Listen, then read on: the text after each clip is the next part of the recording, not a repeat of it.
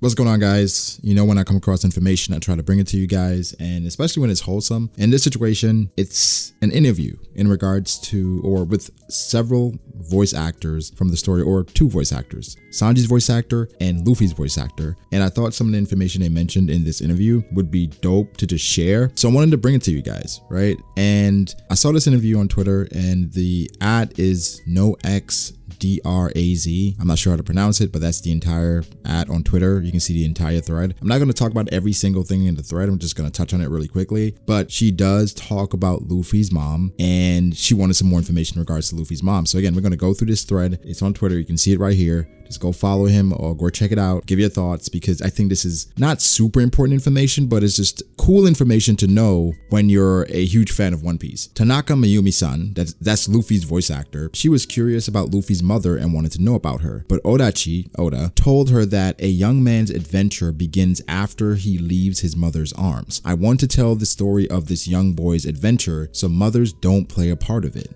I mean, how do you guys feel about that? I think that's in a way a cop-out, right? Because yeah, a young man's adventure does begin after he leaves his mother's arms, right? But you still want your mother in your life. So it's been a thing in One Piece where mothers just die for the most part, from Bellemere, Otohime, Olvia, even in Dressrosa, Scarlet. We can go down the road. Mothers just die. So I guess for Oda, mothers aren't as important, but it's funny because he has a character named Big Mom and she has so many different kids. But in that story, Big Mom is kind of holding her family back. So I'm not sure what this is saying. People did not really agree with this sentiment, talking about Oda or mothers and how mothers shouldn't be a part of a young boy's adventure, where I think mothers are extremely important to the growth of a young boy, where we saw how Dadan was influential in regards to Luffy and his growth, right? We think Dadan is one of the best mothers out here, even though Dadan isn't, you know, the biological mom of Luffy. I think that's really important. I get it, where it's Luffy's story, you don't want to take away from it with, you know, Luffy's mom and all that stuff. But this is kind of telling me that Oda doesn't care about it. And Oda's not going to really get too deep into Luffy's mother. Maybe for Dragon's backstory, he'll give some more insight in regards to what it could mean or what happened, what was the influence in regards to Dragon going and becoming a revolutionary. But I don't expect anything great or any prominent thing in regards to Luffy's mother. I mean, they're telling the voice actor mothers aren't a big part. They don't play a part. That was a bit weird for me.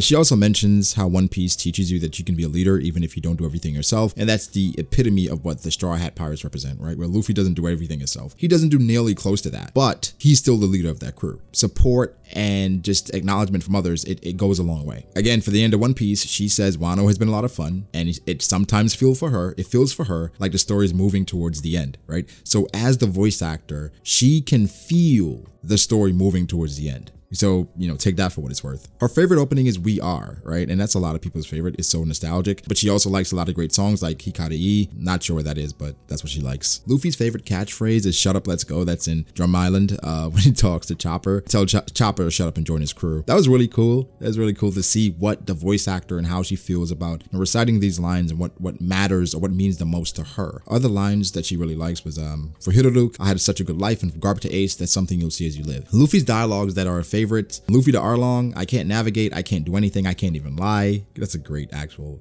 line. Luffy and Jinbei's interaction after Ace's death, I think that's a lot of people's favorite, because that was when Luffy was the most vulnerable, and that's when you got some of his honest thoughts and honest feelings. Jinbei saying, "Don't just think about the ones you've lost," and that's when Luffy thinks about his friends, saying, "I still have friends." Just a golden moment. It's so dope hearing about how she feels about this. This is a cool one, but she said that Luffy started his journey at 17 and he's now 19, and she wanted to know how old he will be when the story ends. She tried asking about it but got in trouble. It's still a secret, so even she is just taking the story as it comes, just like the rest of us. That's cool, because not a lot of people, I've seen people talk about, you know, Luffy's gonna be Pirate King at 20. It's possible, but that being a secret, I don't know, if Luffy's gonna be the Pirate King at 20, I don't think it's a crazy thing to want to be revealed. He doesn't even want to tell a voice actor that, right? So like I mentioned, we had Luffy's voice actor and Sanji's voice actor. And for the Sanji stuff, it's cool stuff, but I don't think it's as important or as impactful as the Luffy mom stuff, but it's cool. It's some cool stuff in here, right? So I guess here they asked him about, you know, One Piece and how long he thought it would last. And he said after the anime was 2 years old, they met Oda, and Oda said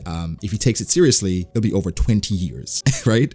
Now it's been 23 years. So I guess for the end of One Piece and things like that, we shouldn't take it that seriously, because Oda just, you know, hey man, we don't know what's up with this man. I guess Oda told him that a crew member was leaving next year, referring to the Going Merry, but it took 2 years to happen, and going by that term, Hirata-san says it wouldn't be surprised if he takes 40 years before it's over. He just says become the Pirate King already. So how I break this down is that he's saying based on how long things play out, it should take 40 years before the story is over. But it seems like he's a bit tired of it because he's saying, well, he should just become the Pirate King already. Not sure how we should feel about that. For Sanji's backstory, said it was a surprise for him as well. He hadn't heard about Sanji's last name, and he thought the backstories were really well done. Sanji has one of the best backstories, I think, in One Piece. It's top 3 for me in One Piece for sure, because it's 2 sides to it, right?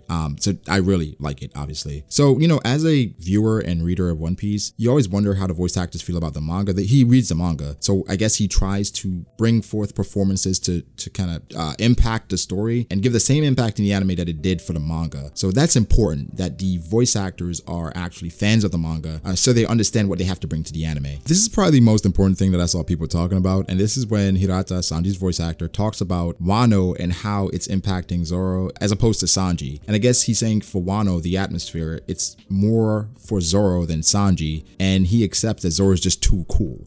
Right? He said Sanji was in the spotlight in Whole Cake Island, but once it was over, it was just goofy Sanji again, but he is satisfied with Sangoku and Soba Mask. Now that's cool, and I get that, whereas like Sanji's voice actor is even coming out and understanding, or he realizes how Sanji's being treated, like saying, yo, Zoro's just really cool in Wano, as opposed to Sanji. Like, Whole Cake Island was cool, and that gives some more insight in regards to how people outside of the West or outside of the community felt about Whole Cake Island, because people were clowning Sanji for baking a cake, and the voice actor saying, yo, that was a really cool moment for Sanji, because we felt like Sanji was really cool in the things he did in Whole Cake Island. I mean, I did as well with him, and how he handled himself around Pudding, where Pudding was fanboying or fangirling over him. The voice actor for Sanji admits, yo, Zoro's just really cool. Sanji just, you know, he's goofy again, but he's okay with Sangoku or the raid suit and how he is with that. Because remember when Law and Drake, they saw it, they were fanning out as well. So another big thing was when he talked about Sanji and Whole Cake Island, we'll never see him be that cool again. So he's saying, that's it for you. You don't have to tell me, there's no more, okay?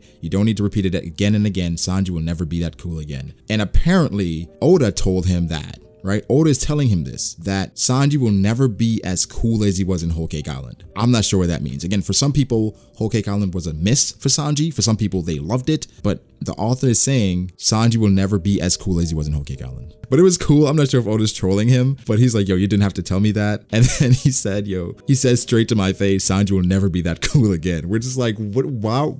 I don't get that. I really don't get that. I'm thinking Oda's trolling because Oda has a weird sense of humor. So I'm just going to say Oda is a troll. His favorite line is when Sanji said, listen, Usopp, if it's for Nami's sake, I don't care if you die. And they said earlier in the interview that his personality is just like Sanji's. People hate this, right? Because people say Sanji's a simp. Like, why does he do this? He's a chivalrous guy. I mean, this is not one of my favorite lines, but I get it. And for him, he's saying that's the line he puts the most effort into sounding cool. Finally, he talks about Wano and how, again, his personality is a lot like Sanji's apparently. And I guess if you play a character for over 2 decades, somehow it becomes a part of you. Like, you've been doing those lines and acting like that for so long. How can it not bleed into your personality, right? And same thing for Luffy's voice actor. Sometimes I don't like seeing voice actors because it kind of takes me out the story. But in this case, he's saying to pay attention to Sanji and not Zoro. So I'm assuming that him and Zoro's voice actor, they have like a, friendly rivalry as well, like they do in the story. But yeah, he's saying don't pay attention to Sanji, not Zoro. And he tells fans to enjoy the anime and look forward to the future story. That's pretty much it for now. I'll say this, like, for Luffy's voice actor and Sanji's voice actor and getting insight about things like this, I think it's